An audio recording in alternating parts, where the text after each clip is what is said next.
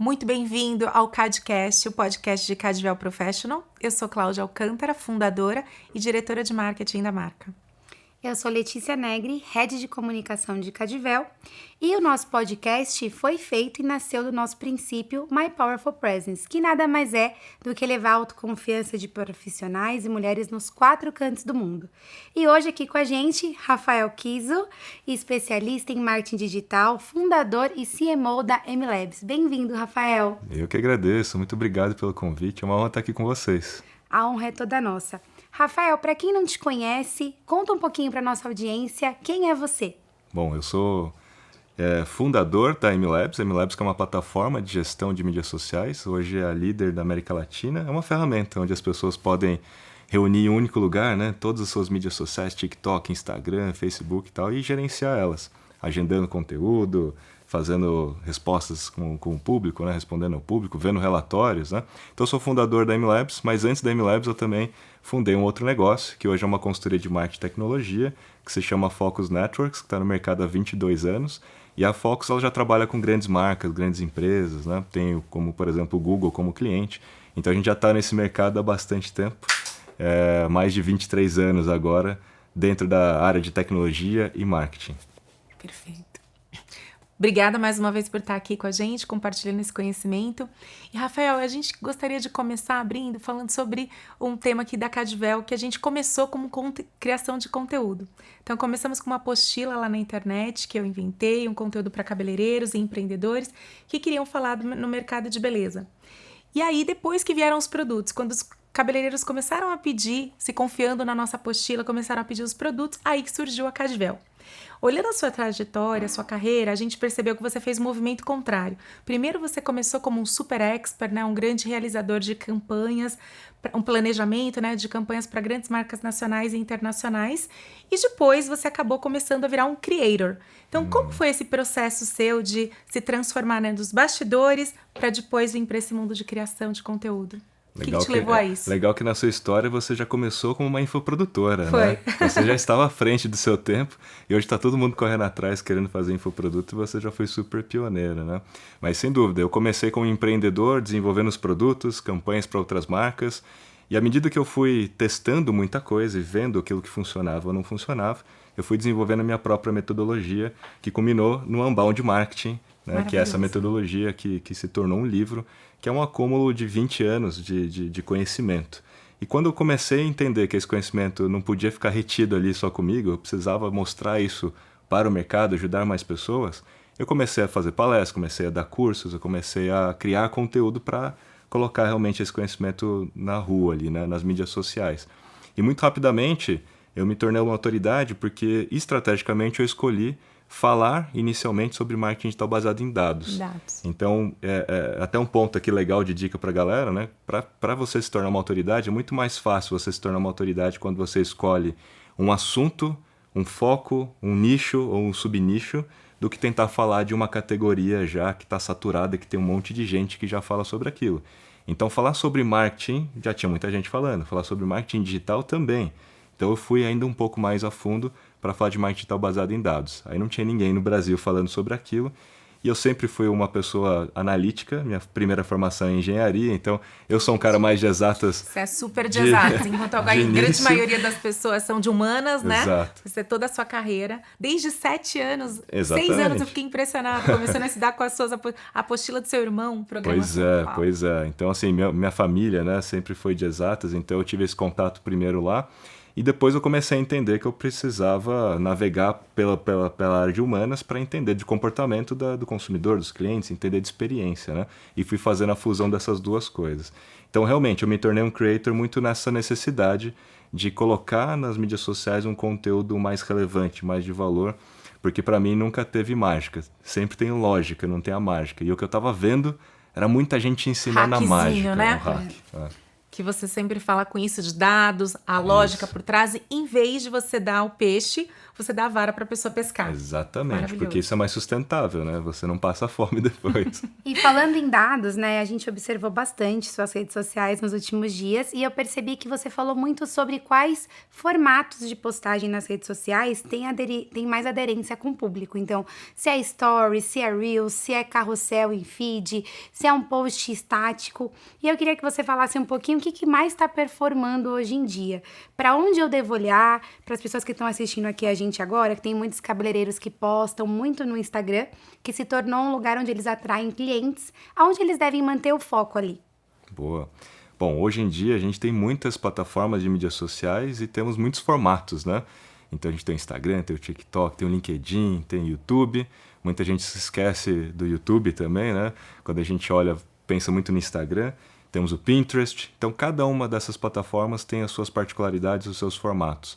Mas quando a gente olha em particular o Instagram, que hoje é a principal plataforma usada, né, já pelo brasileiro, tanto pelos consumidores, estamos falando de 125 milhões de brasileiros usando o Instagram, muito mais do que o próprio Facebook, né? E quando a gente olha pelo lado também da perspectiva profissional e comercial, também é a plataforma mais usada do momento, né? Então lá a gente tem Reels, temos imagens, carrossel e temos os Stories. Esses formatos, eles são regidos por algoritmos diferentes. O que são esses algoritmos? É uma série de regras e fatores para poder decidir aquilo que ele vai entregar ou não e para quem ele vai entregar e na hora que vai entregar. O Reels ele foi pensado para entregar para quem ainda não te segue também. Para quem te segue, mas para quem não te segue também, justamente para te colocar mais no radar, para que o próprio Instagram tivesse a possibilidade de recomendar conteúdos para fora da sua bolha, para fora da sua rede de relacionamento inicialmente formada, né? Então, fazer Reels ajuda você a crescer perfil, ajuda você a estar diante de pessoas novas, principalmente com conteúdo útil, com conteúdo que ensina, com conteúdo que é compartilhável, que as pessoas sintam essa utilidade. Se eu marcar alguém, compartilhar com alguém, eu vou estar ajudando aquela pessoa e de alguma maneira aumentando o meu capital social ao compartilhar. O que é essa ideia do capital social? Eu estou me beneficiando desse meu relacionamento ao compartilhar isso com alguém, porque eu lembrei desse alguém, né? Então o Reels ele tem muito isso. Isso pensando de forma profissional, né? Muitas vezes você pode se utilizar de táticas de entretenimento para chamar a atenção das pessoas no Reels para reter, né? Para fazer aquela primeira retenção. Já a imagem e o carrossel, eles são formatos entregues no feed e geralmente para quem já te segue. Então você precisa construir uma audiência para de fato ter um alcance, né? Então as pessoas vão te seguindo e aí aquele formato vai ser entregue muito mais para quem já te segue. Então ali é um formato, os dois casos são formatos para você aumentar o nível de exposição da sua marca, do seu posicionamento em cima daquelas mesmas pessoas. E isso faz com que você gere a tal da autoridade. Porque é somente com a frequência de vezes que você aparece para a mesma pessoa que aquilo vai entrando na cabeça dela, falando, nossa, essa pessoa conhece, essa pessoa manja disso. E quando ela precisar daquilo que você tem para vender, ela vai lembrar mais de você do que do outro. E os stories, ele já é muito parecido com o feed, né? Mas ele tem um recorte ainda maior. Ele entrega o conteúdo para quem é mais engajado dentro do seu perfil, nos últimos 7 dias principalmente. Então todo mundo que te mandou uma mensagem no inbox, que comentou um post, essas pessoas invariavelmente são as pessoas que vão ser mais impactadas pelos seus stories. Então a sua bolinha, né, dos stories vai aparecer ali em prioridade para aquelas pessoas mais engajadas. E é um formato que vai te permitir aprofundar o relacionamento com quem te segue, onde você pode mostrar um pouco mais da sua vida, do contexto, vamos dizer assim, mais humanizado, né, do seu perfil, desde que esteja no contexto daquilo que você faz para vender, né, e fazer uso daqueles adesivos de interação para conhecer melhor a outra pessoa. Quais são as dores, necessidades, desejos, entender melhor ali aquela relação, justamente para que isso seja dado, para que você crie novos conteúdos a partir daquilo, né? E o formato do Stories é o formato mais propício também para fazer qualquer tipo de pitch de vendas, né? Justamente porque ali a gente está falando de um funil. Então, o Reels é começo de jornada, carrossel e imagem ele é meio de jornada, e a gente está falando de um Stories que é quase o tal do fundo do funil, onde você pode fazer um CTA, um link, porque se as pessoas mais engajadas estão lá, a gente pode pressupor que são as pessoas mais quentes para comprar alguma coisa que você tem para vender. Então essa é a configuração inicial que eu poderia colocar aqui para ajudar as pessoas a entender. Maravilhoso. Então, agora que a gente aprendeu um pouco sobre, então, esse funil, foi interessante você falar da estratégia, então a gente começou a entender sobre o início, o meio e o fim. Perfeito. E agora pensando no movimento da frequência, porque isso a gente sabe que exige muita disciplina, né? Pra gente conseguir ter aquela frequência de continuar postando, sair da empolgação e ter um planejamento. E você teria de repente, uma ideia a frequência ideal ou não? A gente poderia fazer um teste para entender qual é a frequência que nossa audiência gosta mais, para depois a gente fazer uma mensuração. Como que você vê isso? É um assunto muito importante porque faz total diferença e muda o jogo quando você entende a história da frequência. Porque a frequência, a gente tem 2 ângulos. Tem o ângulo da frequência de postagens, quantas vezes eu posto por dia ou semana, e tem a frequência de vezes que eu apareço para a mesma pessoa. Que lembra aquela frase, né? Quem não é visto não é lembrado. Isso tem mais a ver com a quantidade de vezes que você aparece para a mesma pessoa. E não com a quantidade de posts que você faz. É claro que as coisas coexistem e têm uma relação. Mas vamos olhar primeiro pelo o ângulo de frequência de vezes que eu apareço para a mesma pessoa. Porque essa é a lógica principal. Então, se eu aparecer 1, 2, 3, 4, 5, 6, 7, 8, 9, 10 vezes para a mesma pessoa dentro de 30 dias, isso é o suficiente para eu aumentar as chances dela lembrar de mim em 95%. Né? Então, assim, puxa, se perguntar a pessoa, você lembra de quais marcas daqui? 95% de chance dela apontar a minha marca se eu aparecer de 8 a 10 vezes no final de um mês. O que daria uma frequência 2 por semana na média. Né? Então, 2 por semana é o suficiente para que você tenha essa ressonância de marca, essa lembrança de marca, o tal do awareness, né?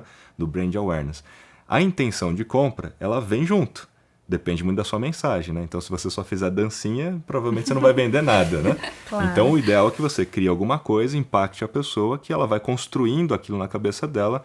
Puxa, essa pessoa é uma autoridade, ela conhece muito sobre isso e ela tem isso para vender. Então, na hora que ela precisar, ela vai lembrar de você. Perfeito. Então, a gente já entendeu a lógica da frequência de vezes. Como é que eu faço isso agora em posts, né? Então, como é que eu chego à conclusão? Desdobra Quantos isso. posts eu devo fazer por dia? Tem uma frequência ideal? A gente precisa sempre medir a frequência que a gente já está fazendo em cima do nosso público. Lá no Instagram, pegando o Instagram como exemplo, se a gente for no painel analítico, onde ele te dá ali contas alcançadas, contas engajadas, quando a gente entra em contas alcançadas, tem o número de impressões lá dentro. Impressões é quantas vezes eu imprimi, quantas vezes eu impactei as pessoas que eu alcancei, né, ao longo daquele período. Eu tenho que dividir esse número de impressões pelo número de pessoas alcançadas. Porque aí ele vai me dar a frequência. Ele fala, olha, você alcançou 100 mil pessoas 2 vezes, 3 vezes, as mesmas 100 mil pessoas 2 a 3 vezes nesse período. Se você chegar à conclusão, né, de que a sua frequência está abaixo de 2 na semana ou abaixo de 8 no mês, você precisa aumentar o número de posts.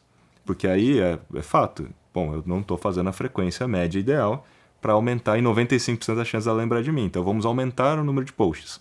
Quais posts? Naquela lógica que a gente falou dos formatos, o ideal é que você aumente o feed, que você aumente a imagem, o carrossel, eventualmente os stories também. Assim você aumenta a frequência para as mesmas pessoas. Se você já estiver fazendo uma frequência muito alta diante desse cálculo, nossa, eu estou fazendo 16, às vezes é um perfil pequeno. E isso acontece, quando é um perfil pequeno, você já fala com a mesma pessoa muitas vezes. Aí está lá 16, 20 vezes. Você precisa diminuir a frequência, porque não adianta você fazer uma frequência tão elevada, porque isso não vai captar mais ainda lembrança de marca e mais ainda intenção de compra. Você já atingiu e excedeu o que você Já. precisava. Olha que incrível essa dica. Exatamente. Porque a gente às vezes pensa quanto mais pessoas. Mas tem de novo, A lógica. a sua expertise, É. a lógica, A né? lógica. O dado, perfeito. Porque como você não consegue capturar mais ainda, você passa, na verdade, a ser um chato. Você começa a criar um problema, um ruído, Movimento falando, eu tô contrário. cansado de ver essa pessoa. E tem gente que deixa de seguir um perfil porque tá vendo muito conteúdo daquela pessoa. Existe isso, Faz né? todo sentido. Então você tem que ficar ali numa frequência média. Então como é que eu reduzo a frequência? Aumentando o Reels. Porque o Reels é um formato que vai alcançar pessoas novas. Então você traz pessoas novas, equilibra um pouco essa história da frequência, então você vai configurando isso. Então essa é a lógica para chegar assim, quantos posts eu tenho que fazer? Vai depender do seu perfil, do seu público, do seu tamanho naquele momento. Agora, se a gente fosse fazer uma configuração média padrão, Se eu fizer um post diariamente no Instagram, eu vou estar aproveitando a oportunidade de estar presente no dia a dia, na vida das pessoas. E aí eu saio um pouco da lógica da frequência que a gente está falando aqui, indo para uma lógica de oportunidade. Porque estatisticamente as pesquisas mostram que as pessoas estão usando o Instagram várias vezes ao dia. Várias vezes ao dia. Então ela volta e volta e volta e volta e passa muito tempo. E se eu não estou lá enquanto marca me portando como uma pessoa, aproveitando esse comportamento, eu estou perdendo a oportunidade.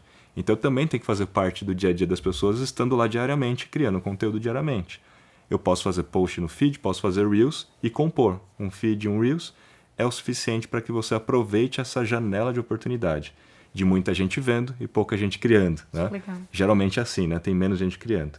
E sempre que um formato novo sai, como foi o Reels, tem pouca gente criando e muita gente vendo. Então sempre tem uma janela aí.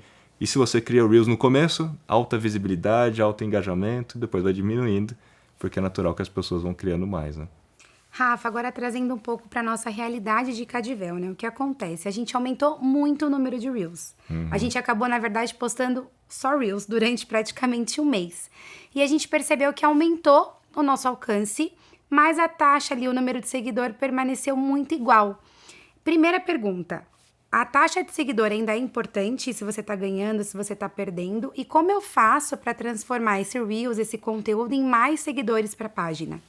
O Reels, naturalmente, ele alcança bastante gente e o formato vídeo, ele é um formato mais de entretenimento, né? O Reels em si, por conta desse feed infinito, né? Como o TikTok, né? Ele é um feed infinito que a pessoa, ela, quando entra naquele ambiente, ela tem um objetivo que é passar o tempo, muitas vezes. Então ela não tem, vamos dizer, a obrigação ou a predisposição para interagir muito, para comentar muito, ou para visitar o seu perfil, porque ela não quer sair daquele loop. Né? Perfeito. E como ela não quer sair daquele loop, então ela não vai para o perfil, acaba não seguindo o perfil, apesar de ela ter gostado do conteúdo. E no TikTok isso é um pouco ainda mais complexo, porque a pessoa nem precisa te seguir para ver de novo o seu conteúdo. Então ela passa a se acostumar com o poder que o próprio algoritmo do TikTok tem. Pô, se você gosta disso, vou te mostrar mais disso, independente se você segue ou não aquela pessoa. Às vezes aparece vídeos da mesma pessoa que nem é do mesmo perfil, né? Tipo recorde de podcast. Então às vezes eu apareço no perfil de alguém, mas o algoritmo sabe que é o Rafael que está aparecendo naquele vídeo, então ele mostra o Rafael para aquela pessoa. É impressionante. E por isso que muitas vezes você não cresce tanto o número de seguidores. Como é que você tem que fazer para crescer através de Reels? Tem que ter um call to action no final de todos os vídeos. Não só no final, porque muita gente não chega ao final dependendo da duração. Então é recomendado que hoje um vídeo curto, né, para Reels tenha ali 1 minuto, no máximo 1,5 minutos, né, que é o limite do próprio Reels. Quanto menos, melhor, porque a teoria é que se você atingir 70% de retenção, o próprio algoritmo entende que há uma atenção de fato das pessoas, há uma certa relevância, já que as pessoas não dão like e não comentam tanto em vídeos Reels, o tempo de visualização é mais importante. Então, se as pessoas assistiram 70% do vídeo, chegaram lá, ele começa a distribuir mais aquele vídeo. Isso tanto no TikTok quanto no Reels. Ele distribui mais. Então, se você faz um vídeo de 7 segundos, a probabilidade é muito maior de você atingir 70%. 1,5 minutos, a probabilidade é menor.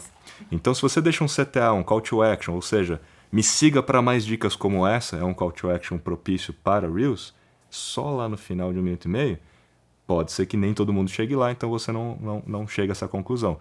Puxa, mas as pessoas assistiram minha dica e gostaram, e mesmo se eu não chegar até o final, não viu o call to action, elas não me seguiriam? É uma probabilidade, mas você aumenta muito a chance dela seguir se você pedir. Isso é pesquisa. Se você pede, você aumenta muito as chances. Então, se você deixar isso muito claro, me siga para mais dicas como essa, me dicas para mais dicas como essa, porque o call to action para começo de jornada não é compre agora, não é saiba mais, porque as pessoas não estão preparadas para isso, elas nem estão interessadas ainda naquilo que você vende. Então curtiu, foi útil, então me segue para mais dicas como essa. Aí ela enxerga valor em te seguir, aí ela vai para o seu perfil e vai te seguir. Isso vem com a consistência, né? Então todos os vídeos que vocês fizeram tinham que ter esse call to action. Ao longo do tempo você vai ver isso aumentando, né? E essa utilidade, então o conteúdo pode ser muito bom, mas a forma como você entrega o conteúdo muda completamente o jogo. Por exemplo, fiz um conteúdo excelente, a informação é ótima, eu estou ensinando uma coisa que vai ser útil para todo mundo, só que eu não fiz uma edição que tem um gancho no começo. eu não fiz uma edição que conseguiu reduzir aquele vídeo de 1 minuto para 30 segundos. Então, muitas vezes, um teste válido é você pegar o mesmo conteúdo e fazer ele de quatro formas diferentes. Quatro edições diferentes. Vamos colocar aquilo que a gente falou no final, no começo. E a gente muda o call to action, coloca no meio e não coloca no fim. Você já deve ter visto vídeos que as pessoas, antes de terminar o vídeo, vão falar, antes de eu continuar o vídeo, ó, já me segue aí para você receber mais dicas como essa. Por quê? Porque ele já sacou que se um vídeo é de 1 minuto e meio, ninguém vai chegar até o final, então eu vou fazer o call to action no meio. Então, quando você muda a edição de um mesmo conteúdo e testa os 4, aí você vai começar a entender esse jogo, que muitas vezes não é ficar criando conteúdo novo, às vezes é pegar um conteúdo que você sabe que é bom e refazer ele de uma forma diferente. Não? E ainda falando sobre seguidores, né? A Cadvel teve uma época que a gente fez muito sorteio. Então, a gente tinha alguns embaixadores da marca, que são cabeleireiros, e a gente colocava eles para sortear alguns produtos para as consumidoras deles. Elas iam até o perfil, comentavam ali no perfil, marcavam amigas, e aí a gente percebeu que cresceu inúmeras vezes, assim, o número de seguidores. Só que isso durou muito pouco. Logo depois, a gente percebeu que caiu muito os seguidores. A mesma coisa também que eu tava percebendo ontem, vendo meu Instagram pessoal, né? Porque eu pretendo abrir ele agora. Muita gente pede pra seguir você. Você percebe que segue poucas pessoas, mas é uma pessoa da mídia, uma pessoa famosa, alguém que tá criando conteúdo, mas quer atrair audiência. E aí, isso eu entendo que seja uma forma de você captar seguidores. Isso é bom, isso é ruim, porque eu fiquei um pouco confusa de pra onde a gente vai nesse caminho para conseguir uma estratégia certa de conseguir mais seguidores sem seu conteúdo. O sorteio, né, e essas mecânicas, primeiro que tem que ser tudo autorizado pela SECAP, porque senão a gente já está infringindo a lei, né? Segundo, a gente está quebrando as políticas do próprio Instagram ou da Meta, criando mecânicas que usem o comentário como parte da mecânica. Marcar alguém ou falar tal coisa e tal. Então, eu sei que muita gente faz isso, mas vocês mesmos já perceberam na pele. Você tem um pico de ganho e uma perda depois ao longo do tempo. Porque as pessoas só entraram lá realmente interessadas em ganhar. Efêmero, né? Efêmero. E não estão de fato interessadas naquilo que você fala ou naquilo que você tem para vender. Então, não é bom, porque quando você tem esse tipo de comportamento, o próprio algoritmo do Instagram ele começa a sacar que você não tem relevância. Porque assim, quando você tem um pico de ganho, o post que você faz no dia seguinte que você teve esse pico de ganho, ele vai ser entregue para uma amostra, principalmente dos recém-seguidores. E se essa amostra não interagir naquilo que você publicou, engajamento perto de zero, e ele para de distribuir. Ele fala, olha, esse conteúdo não é relevante, as pessoas não querem ver isso. Mas quais pessoas? Aquelas que foram recém-seguidoras. E para elas, de fato, aquilo não interessa, porque elas não estão lá pelo seu conteúdo. Claro. Então, quando você tem, de fato, uma consistência de crescimento e conquista de seguidores que se interessam por aquilo que você fala, o seu engajamento sempre vai ser alto. E sempre que ele fizer uma primeira amostra num conteúdo novo, a amostra vai dar um resultado bom e ele amplia, então, o alcance depois. Então, esse é um problema, que depois é difícil de você corrigir. Primeiro que você não consegue ficar tirando todo mundo, né? Ainda mais porque, às vezes, veio um monte de bot junto, né? Veio um monte de gente. É difícil você tirar, porque se você tirar em massa também, você toma uma penalidade do próprio Instagram, te bloqueia lá, primeiro por 15 minutos, depois por um dia, depois você não tem mais Instagram, né? Porque você está tomando muitas ações em massa que parece alguma coisa robotizada, automatizada, né? Então esse é um ponto. Se você fizer agora um sorteio pela SECAP para quem já é seguidores, concorrendo a um prêmio, mas para quem já é cliente principalmente, que é o que eu mais recomendo, é fazer concursos para quem já é cliente, para que esse cliente se envolva mais com a marca, para que ele se torne promotor da marca. Onde parte da mecânica é essa pessoa compartilhar um post falando da experiência que teve com o produto, com a educação que teve através de vocês. Isso atrai pessoas de qualidade. Porque aí a ideia não é siga lá para você concorrer a tal coisa, uma pessoa que nunca ouviu falar, né, da Cadvel. Não, é um cliente que está falando, dando praticamente a sua prova social ali embutida, alcançando pessoas novas que vão falar, puxa, fulano usa, eu não sabia que o Rafael usava e tal, vou lá dar uma olhada. Então você tem a prova social embutida, essa é a melhor forma de se fazer concursos para ganhar seguidores de qualidade. Muito né? bom. É o tal do UGC, que é o User Generated Content, é o conteúdo criado pelo próprio cliente fomentando, colocando vocês no radar de novos potenciais clientes, né? Aí, respondendo agora um ponto que acho que ficou aberto, é importante ter seguidores? Né? Já fazendo uma pergunta para mim mesmo aqui. Maravilhoso. Que eu senti que é mais ou menos essa isso. sua coisa. Mas é importante ter seguidores? De fato, assim, né? Quando você conquista seguidor, e você olha aquele número grande lá, né, num perfil, é uma forma de você entender a reputação de uma marca. Você fala, caramba, eu nem conhecia essa marca. Quando você olha a marca, ela já tem tudo isso de seguidores. Impactou muitas dá um pessoas. impacto. E assim, puxa, faz parte da reputação da marca hoje, do seu capital social, né? O número de seguidores que ela tem, desde que isso seja conquistado. Ele serve como uma prova social, né, indiretamente. Agora, quando você compra seguidor, quando você faz esse tipo de artimanha, você está inflando mais pelo ego mesmo. Eu quero ter um número, então vamos acelerar, vamos fazer de tudo, não importa quem é que esteja nos seguindo, só para ter um número. Aí não rola, né? Então, as pesquisas mostram que todas as vezes que você conquista seguidor, esse novo seguidor invariavelmente vai tomar uma ação, curto ou médio ou longo prazo. Ele toma uma ação. E boa parte dessas ações é comprar alguma coisa daquela marca. Então, ter seguidores e conquistar seguidores é importante, porque ele passa, naturalmente, a receber mais posts daquela marca, aumentando a frequência, aumentando a lembrança de marca e intenção de compra. Em menos dia ou mais dia, essa pessoa pode se tornar cliente, se ela não for. Então, é importante conquistar seguidores. Se você não tem seguidores e só tem o alcance, como no caso do Reels, é muito mais difícil tornar aquela pessoa um cliente daqui a pouco, né? Então, sim, é importante ainda. Todas as estratégias, né? Então, aproveitando que a gente está falando aí desse tema, agora a gente entrando um pouquinho mais no tema do seu livro, Unbound Marketing, e um dos temas que você tem importante é o marketing de influência. Uhum. Então, falando sobre isso, lá na Cadvel, a gente tem 2 tipos de marketing de influência. A gente tem um com as macro e médias influenciadoras, e também a gente tem uma outra que é criar novas content creators para falar sobre a marca. Micro-influenciadoras que falam sobre rotina e depois a gente faz o impulsionamento para atingir um número alto de pessoas. Como que você vê essa estratégia hoje em dia, que no passado foi-se muito usado as grandes influenciadoras e que na nossa percepção, pelo menos de marca, hoje elas não estão mais trazendo uma conversão, elas trazem awareness. E depois, também essa estratégia você comentou em um post, a gente viu lá que você estava falando do cliente se transformar em um seu influenciador de marca também, fazer esse convite. Sim. A gente amou essa ideia. Você pode comentar sobre esses 3 pontos, 3 marketing de influência? Claro. Pra gente? Eu acho que vocês chegaram à conclusão lógica de que existe um tipo de influenciador para cada etapa da jornada. Porque quando talvez vocês começaram, e quando muitas marcas começaram, é influenciador, não tinha tipos de influenciadores. Sim. E nem nível de influenciador. Não, temos que trabalhar com influenciadores. E naturalmente que a via de fato é medir pelas vendas, né? É tentar olhar pela conversão, é falar, será que funciona mesmo? E no começo funcionou, porque era uma novidade, é uma prova social, é uma pessoa, que não é a marca falando dela mesma, né? É uma pessoa, então é uma prova social, tem um poder de influência muito maior do que a própria marca, né? Só que todo mundo começou a sacar que os grandes influenciadores são pagos para falar, então perde um pouco da credibilidade e é obrigado, entre aspas, ainda não há uma legislação no Brasil, é obrigado a pessoa a declarar que aquilo é um publi, de que aquilo é uma publicidade, uma parceria paga, etc., né?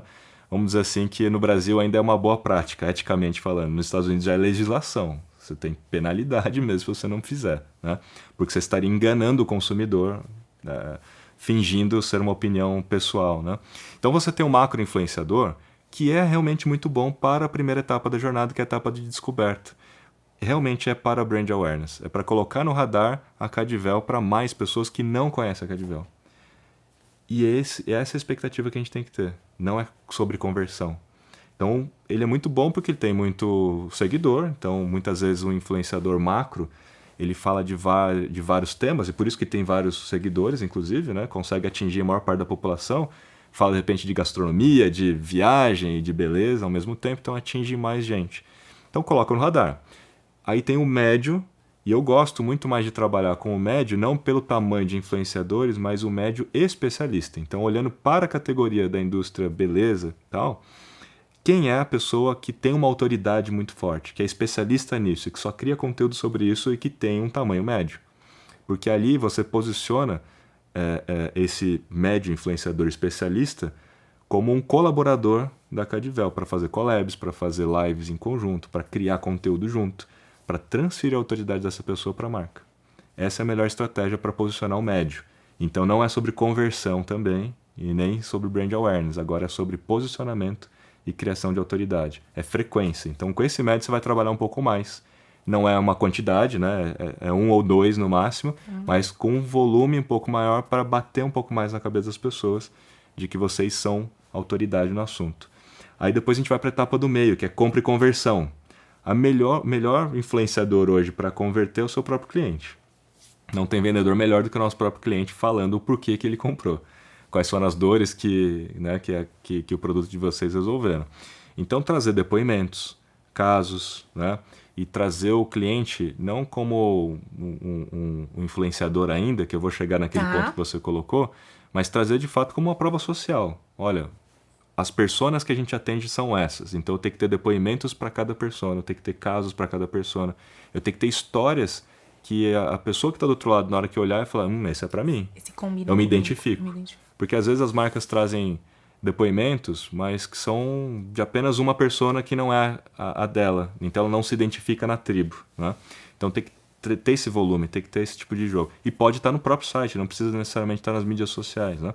Pode estar no próprio site, no próprio e-commerce, no tanto que os e-commerces que já se utilizam do tal do UGC, que é trazer esse conteúdo criado pelo cliente, na página de produtos, tem uma taxa de conversão maior do que só ter a foto do produto feito por estúdio. Você tem a foto do cliente usando, você tem um vídeo do cliente testando. Você está dizendo lá nos comentários de testemunhos, é isso? Que tem a na foto. Página do produto. Na carrossel. É como parte do conteúdo da página do produto e não como parte dos testemunhais. Ok. Então em cima nas fotos. Imagina que você tem a foto que você clica para dar um zoom e você tem a foto feita por estúdio, você tem também a foto de consumidor e você tem eventualmente um vídeo de um consumidor mostrando como é que é trazendo de fato a experiência mostrando mais a experiência. Isso dá uma autenticidade muito grande, gera credibilidade, segurança na decisão, né? Aumenta a taxa de conversão. É fato que você tem que também ter os seus depoimentos no Stories, no destaque no Instagram. Você tem que ter o Google Meu Negócio lá também com os depoimentos.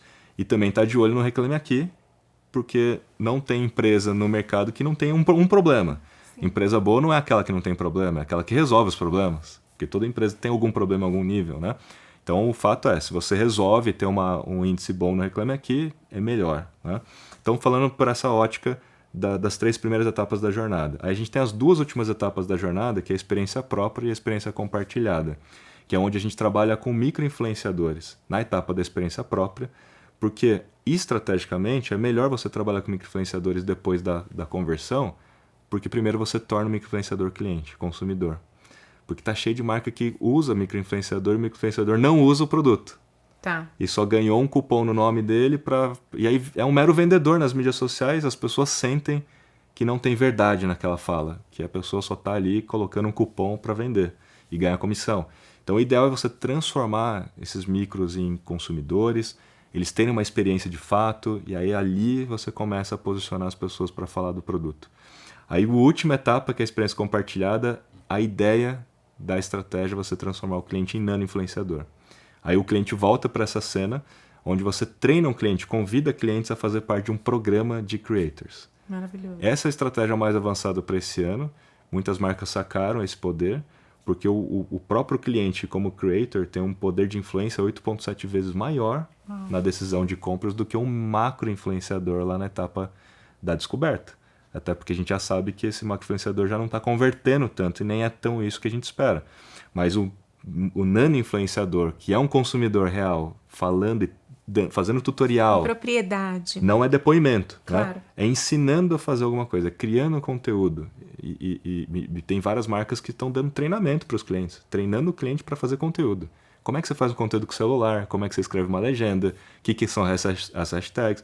Isso faz parte do tal do programa de creators. E assim você consegue mesmo ter uma quantidade de pessoas criando conteúdo para a própria marca, muitas vezes no perfil próprio, mas muitas vezes para a própria marca usar no perfil pessoal, no perfil profissional, né? Assim você tem mais autenticidade, inclusive no conteúdo. Para de parecer banco de imagens e começa a parecer mais vida como ela é, né? Faz todo sentido. Perfeita colocação. Legal, Rafa. E aí, pensando agora um pouco mais no nosso propósito de marca, né, da presença poderosa, eu queria te fazer uma pergunta. Você acha que todos nós somos influenciadores dentro das Sem mídias dúvida. sociais? Sem dúvida nenhuma, todos nós somos influenciadores em menor ou maior grau, né? Desde que não havia mídias sociais, né? Dentro do nosso próprio círculo ali de amizade e tal, né? O que a gente come, aonde a gente vai e tal, a gente já influencia as decisões, né? Agora, isso foi exponencializado a partir das mídias sociais. Então, hoje, cada um de nós tem, sei lá, 800 mil amigos, né, nas nossas conexões. O conceito de amizade também mudou, né? Um bando de falsos, quem tem 1000 amigos, né, hoje em dia? Mas o fato é esse, né? A gente tem um alcance. O cidadão médio já tem um alcance já exponencial, né? Querendo ou não. Agora, existem os influenciadores profissionais, né? E existem os consumidores e os cidadãos que são influenciadores naturalmente, né? Então tem a galera que se julga influenciador como profissão e tem os creators, né? E há uma certa divisão nessa teoria, né? Então você tem todo mundo como influenciador, temos os influenciadores profissionais que muitas vezes vieram dessa ideia de contar o seu estilo de vida através dos seus perfis, o que eu como, o que eu visto, onde eu vou, etc. É sobre mim, né? Então é um influenciador tradicional, vamos dizer. E a gente tem os creators, que é uma evolução, que é onde você escolhe de fato criar um conteúdo para uma comunidade, formar uma comunidade. Escolhe um tema, escolhe de fato um assunto ou uma dor que você queira ajudar. Aí você tem um propósito maior. Então eu, Rafael, escrevo sobre marketing digital baseado em dados, né? No meu perfil eu não falo nada da minha vida pessoal, e porque não interessa o público. O meu público ele precisa de orientação, ele precisa de ajuda naquele ponto. E esse é o meu propósito para criar conteúdo. Então sou um creator mais do que um influenciador profissional, né? Nesse sentido. Agora, eu sou influenciador como consequência. Claro. Né? Então acho que esse é um pouco das nuances aqui para a gente falar sobre esses aspectos. Né? Muito bom. E pensando agora para quem quer começar, porque são várias plataformas, como você comentou, tem o TikTok, tem o Instagram, tem o YouTube. O que você diria para as pessoas que estão começando agora a entender qual é o foco que ela vai dar? Se é no TikTok ou no Instagram? Porque, por exemplo, né, dando exemplo aqui, trazendo o meu pessoal. Eu no TikTok, quando comecei a criar os meus conteúdos, eu tive muitíssimo alcance, um número de visualizações super alto, porque provavelmente naquele For You as pessoas se engajaram porque eu estava falando do tema de beleza, então conversava com elas. No Instagram, por outro lado, colocando um conteúdo parecido, eu tinha mais engajamento, muitos comentários, as pessoas trazendo engajamento mesmo para mim. Então, como que você vê isso? E se você diria que tem uma plataforma específica ou não? Se elas, de repente, focam em 2 ou 3, e como que ela segue? O que eu vou fazer? Onde eu dou foco? Boa. O que você acredita? Olha, se a gente olhar que mais de 70% hoje da população brasileira, né, já está usando as plataformas de mídias sociais para procurar informações sobre marcas, produtos, né, serviços, se eu não estiver lá na hora que elas estiverem procurando, eu já estou perdendo a oportunidade. Né? A gente pode afirmar que mais de 70% então, da sua venda em potencial depende da sua presença digital em uma dessas plataformas. O que me leva à conclusão de que se eu estiver presente em mais plataformas, eu tenho mais oportunidades de vender, de estar presente. Essa é uma primeira lógica da assim, eu posso estar em todas e eu devo estar em todas. Você vai ter mais oportunidades. Se eu não estiver em todas, eu vou ter menos oportunidade. Então é proporcional à sua capacidade de estar presente em todas. Capacidade de tempo, dinheiro, time, né? Então quanto mais você puder estar, melhor. Aí tem aquela máxima, mas eu não tenho que estar onde o meu cliente está. Hoje, a maioria dessas plataformas tem centenas de milhões de usuários. Então, assim, o seu público está lá. Talvez não esteja todo mundo lá, mas o que está lá já são milhões de pessoas. E já é muito bom, né? Então, assim, puxa, meu público não está no TikTok. Eu escuto muito isso às vezes, né? Não é o caso de vocês, mas tem muita empresa que fala, meu público não está no TikTok. TikTok hoje já está beirando 90 milhões de usuários brasileiros. 90 milhões de usuários brasileiros. Desses 90 milhões, provavelmente deve ter 1 milhão lá que é o seu público. Você acha que 1 milhão não é o suficiente para você se comunicar e falar e tentar, né, alguma coisa? E o algoritmo ele é muito bom para entregar o conteúdo para quem se interessa por aquele assunto. Então, por mais que eu não tenha milhões de pessoas do meu público lá e seja apenas 1 milhão, esse 1 milhão se interessa sobre o assunto, por exemplo, agro. E o algoritmo é muito bom para entregar para quem se interessa, né, por agro, o conteúdo de agro. Maravilha. Então, se eu faço um conteúdo de agro, vai aparecer para a galera que se interessa por agro. Então, eu vou falar com quem se interessa por aquele conteúdo. Dificilmente o algoritmo vai entregar um negócio que é para quem não tem nada a ver, né? Principalmente o TikTok. Então, na sua afirmação, o TikTok hoje ele tem uma janela de oportunidade. É muita gente vendo e pouca gente criando. Então, quando você cria, alta visibilidade, alcance alto, consegue crescer rapidamente e não tem engajamento pela lógica de que a galera, quando entra no TikTok, entra para passar o tempo, entretenimento. É como uma televisão, é como no próprio YouTube. Então, eles não pressupõem o engajamento em si, pressupõem muito mais o tempo que você passa. Por isso que o TikTok ele é muito mais concorrente do YouTube do que do próprio Instagram em si. Já no Instagram, você tem múltiplas opções. Quando você entra no Instagram, várias vezes ao dia, não é para passar o tempo. Às vezes é para responder uma mensagem de alguém no inbox, para se relacionar com outra pessoa, né? Para olhar um feed ali porque você quer aprender alguma coisa. E aí o engajamento ele é muito maior porque você tem esses múltiplos formatos. E sair do próprio Instagram não é tão problemático quanto sair do TikTok. Por isso que a pessoa entra no TikTok para passar 5 minutos, passa 20, 30, 1 hora. Porque ela não quer sair lá de dentro. Então, se você faz um call to action de compra, para ela sair dali e vai para outro lugar, muito mais difícil ter conversão. Já no caso do Instagram, é mais fácil, porque ela já tem o feed, tem o stories, tem o inbox, ela já tem esse formato de sair dos lugares e ela não está ali presa num único loop. Com exceção quando ela entra no Reels, porque ela entra no loop do próprio Reels, que é muito parecido com o do TikTok, né? Então a gente tem essas duas diferenças. Então sim, olhando agora, tentando responder mais objetivamente, se a gente olhar apenas pelo número de usuários que tem, o Instagram hoje é o segundo, o primeiro é o YouTube. O YouTube está com 189 milhões de usuários brasileiros ativos. Sempre foi a maior plataforma em termos de audiência. Pouca gente dá importância porque é mais difícil criar conteúdo lá. Tem que criar um vídeo, tem que fazer uma edição bonita, né, e tal. Apesar dos shorts. Shorts acho que dá uma ajuda nesse sentido, né? Começou agora a monetizar shorts, inclusive, então pode ser que a gente tenha um ganho ali. Mas o YouTube é o que tem maior audiência, porque o YouTube não está só no celular, ele está na televisão das pessoas. É a única plataforma que a galera assiste na televisão da sua casa. Concorda? Você está lá com a televisão, você está assistindo o YouTube. Você não assiste o Instagram na televisão, né? Não. Então o YouTube é importante. Eu consideraria sim estar no YouTube de alguma forma, porque o YouTube ele paga dividendos a longo prazo, né? Se você fizer um conteúdo não perecível, que é aquele conteúdo que não expira muito facilmente, ao longo do ciclo de vida daquele vídeo você vai recebendo views e vai recebendo ali os tais dividendos que eu estou falando, é isso, né? Receber visualizações ao longo do tempo. Em segundo lugar, Instagram. Instagram com 125 milhões de brasileiros. É o aplicativo, inclusive, que a galera está passando mais tempo do que o próprio WhatsApp agora. Passou o WhatsApp pela primeira vez, né?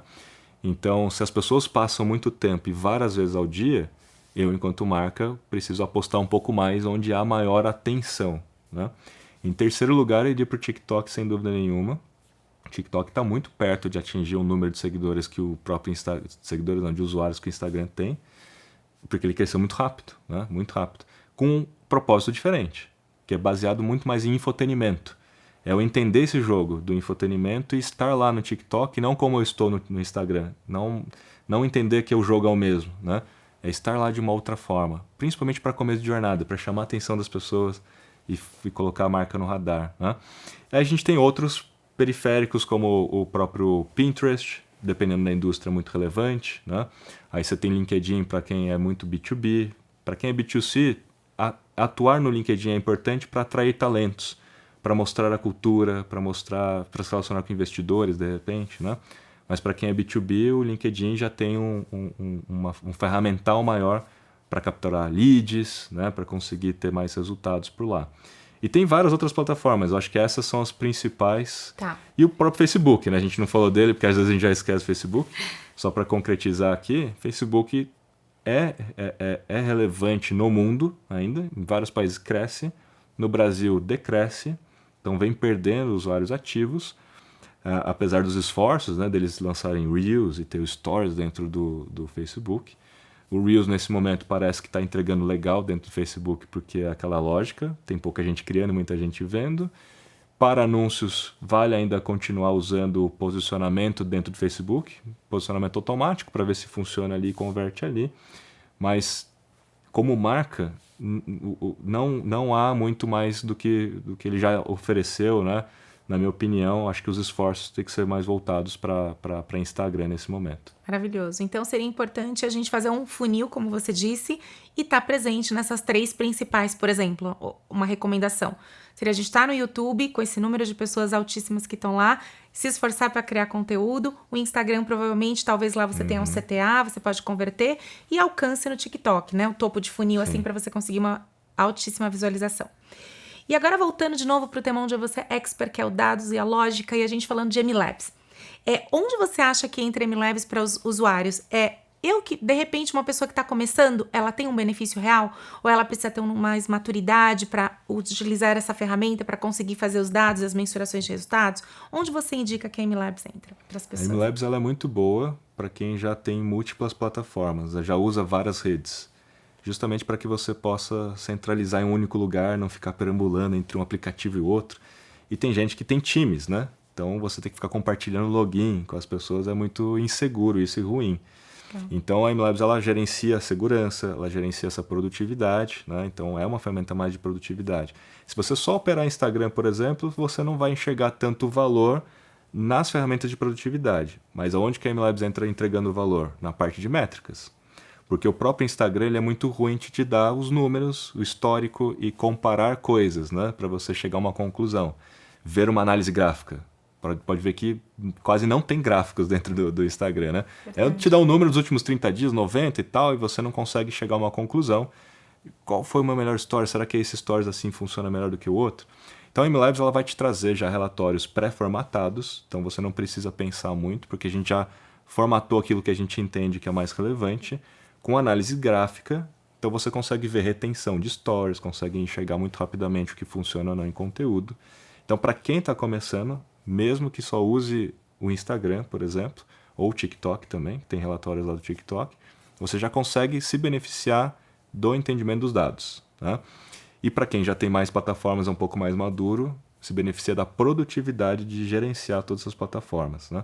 Só vale uma ressalva, que hoje as plataformas como Instagram, TikTok e tal, elas fornecem para a gente um acesso profissional para a MLabs, né? Um acesso autorizado e profissional. E esse acesso hoje está muito restrito às páginas do tipo comercial e profissional. As páginas ou os perfis do tipo creators, eles não fornecem ainda para a gente esse tipo de leitura de dados e tal. Leitura de dados sim, mas agendamento de posts, por exemplo, para Reels, Carrossel, para formatos creators, a gente ainda não pode postar pela MLabs. O creator pode olhar o relatório, pode se utilizar ali dos dados e entender o que está funcionando, mas ainda não consegue ter a produtividade, o lado da produtividade. Agora, quem é página comercial, página profissional, tem tudo completo lá. Muito bom. Muito legal, Rafa. Quero te agradecer por estar aqui com a gente hoje nesse episódio que foi muito rico. Acho que a gente conseguiu bastante conteúdo para quem está assistindo em casa. Aproveitando, se inscreve no nosso canal, curte aqui e deixa no comentário o que mais você quer saber sobre o universo das mídias sociais. Muitíssimo obrigada, Rafa, foi perfeito. Espero que você que esteja ouvindo ou assistindo comece a implementar a partir de hoje todas essas dicas que vão fazer toda a diferença para você começar a crescer o seu perfil na internet.